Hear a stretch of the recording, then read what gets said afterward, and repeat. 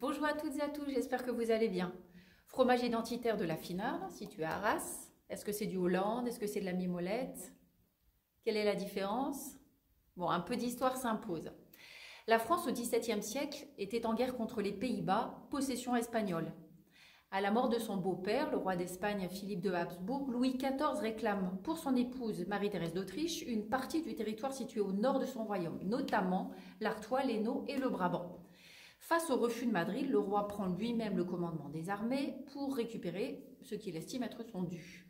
Il commence par envahir la Flandre, Lille, qui est la capitale, va être assiégée en 1667. Mais l'offensive militaire se double d'une action économique sous forme de blocus. Sous Colbert, une politique de protectionnisme va se mettre en place, notamment le refus de continuer à se fournir en Edam, fromage hollandais qu'on consomme beaucoup à Lille. Et pour être sûr que les Français n'importent pas le Edam, malgré sa politique, Colbert demande à ce qu'à la fabrication de Notre-Dame français, on mette du rocoux à l'intérieur pour colorer la pâte en orangé. C'est ainsi qu'est née la mimolette, la boule mimole, d'où son nom, que les Hollandais fabriquent aujourd'hui en le nommant Hollande. La mimolette donc, que vous allez déguster est en somme un Hollande, fabriqué aux Pays-Bas, enduit de paraffine, mais avec un affinage à la française, c'est-à-dire ensemencé de ciron, tout comme on l'a vu pour notre gouda ou les briques des Flandres. Les cirons vont manger la paraffine du fromage d'abord, et puis la croûte du fromage qui va lui permettre de respirer, de perdre en humidité et de gagner en saveur.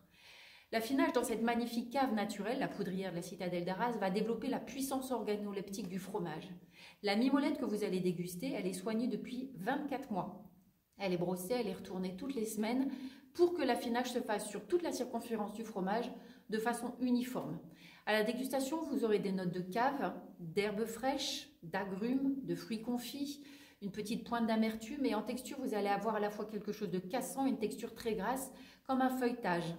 Je vous invite donc à goûter le fromage nu, mais aussi en l'associant à de l'écorce d'orange additionnée de muscade. C'est un peu avec un pain de mie. On va avoir des goûts camphrés, acidulés, très équilibrés.